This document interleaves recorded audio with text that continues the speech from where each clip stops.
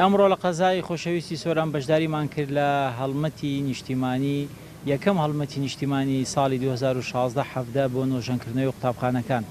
بە خۆشحاڵیەوە پەروەردەی سۆران بە هاوکاری ژمارەیە خێرخواز و خەڵکی دڵسۆز ژمارەیە قوتابخانەیان کۆنکریت کرد ژمارەیەشتر بۆیە دەکەنەوە. ساڵی ڕابردوو لە هەڵمەتی نیشتیمانیدا نزیکەی 600 قوتابخانە نۆژەن کرایەوە. ئەوەی قوتابخانە نۆژەن دەکاتەوە لە ڕووی ئاینی لە ڕووی نیشتیمانی لە ڕووی مرۆیەوە کارێکی زۆر گرنگ و گەورە دەکات کە قوتابخانەکان ئایندەی ئەو وڵاتەن منداڵەکانی ئێمە لە خوێندنگا قوتابخانە نەدەخوێنن وە دووبارە داوایان لێ دەکەم لەو خەڵکە دڵسۆزانە کە لە هەر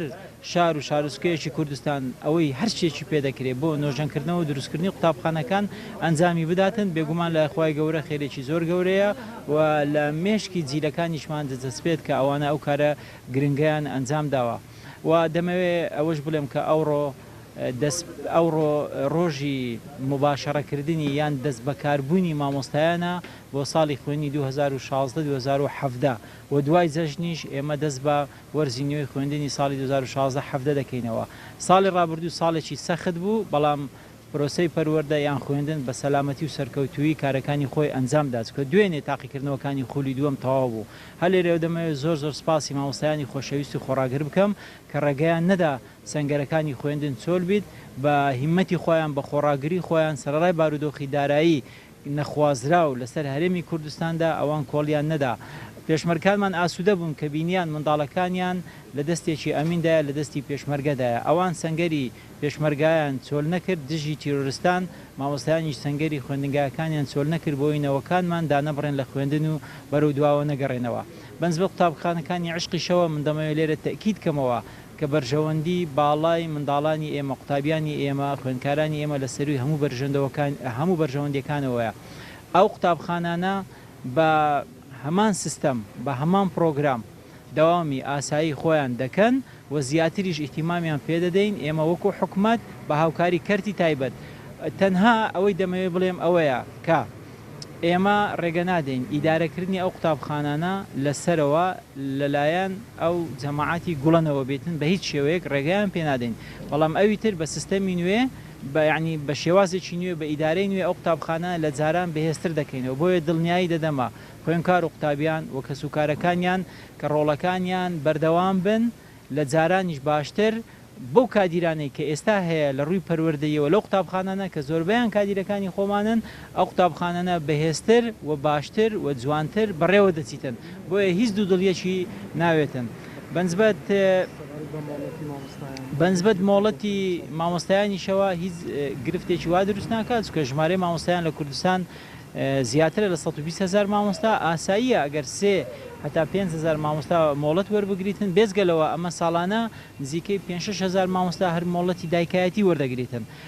بۆیە ئەگەر ئەو مامۆستا ئەمە تەبێ حەز ناکەی مامۆستا مۆڵەت وەربگری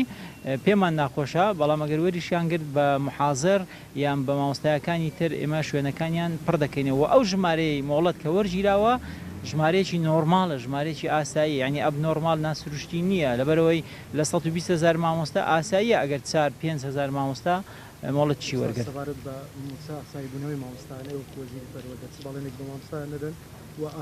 بەڵێنیان پێدەدەین کە ئێمە بەردەوام دەبین لەگەڵ یەکێتی مامۆستایان لەگەر وەزارەتی خوێنی باڵا لە سەرۆکاتی حکوومەتی هەرێمی کوردستان لەگەر وەزارەتی دارایی کە گۆڕانکاری لە موچەی مامۆستایانی خۆشەویست بکرێ و من دڵنیایان دەکەمەوە کە ئەو بارودۆخە نەخوازراوە تێدەپەڕێتن سەروەری و سەرکەوتن بۆ مامۆستایان دەمێنێتەوە.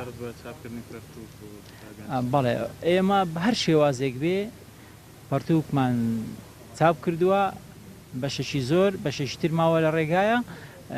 ئەگەر سوال بکەین ڕێگە نادین منداڵانی کوردستان بێبەشن لە پەرتووک. من گوتم بە هیچ جۆرەکدا ناخرێن ئەو قوتابخانە بە هاوکاری کەرتی تایبەت.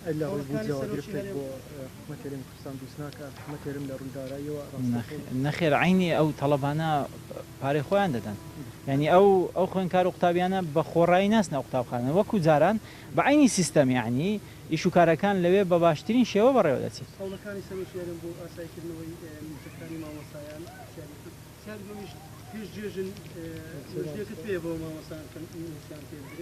هەوڵ دەدەین بە جددی بۆ ئەوەی مامۆستایان پێش دەژن موچەکانی خۆیان وەربگرن هەوڵی جددی دەدەین بەڕێز سەرۆکی هەرێم زۆر خەمخۆرە بۆ وەزعی مامۆستایان بۆ ژیانی مامۆستایان و بەڵێنی داوە کە لە سەفەرەکەی خۆی بێتەوە لە هەر شوێنێک بێتن پارە پەیدا بکاتن بۆ ئەوەی پرۆسی خوێندن لە هەرێمی کوردستان کاریگەری سلبی لەسەر دروست نەبێت. من دڵنیام هەڵوێستی وان هەڵوێستی خەمخۆرانەیە یەکشت گرنگە هەمومان هەوڵ دەدەین بارودۆخەکە چاوی بەڵام کەسمان لەگەڵ ئەوەی نینە یەک قوتابخانەش لە کوردستان چۆل بکرێت. بای کۆی تێدا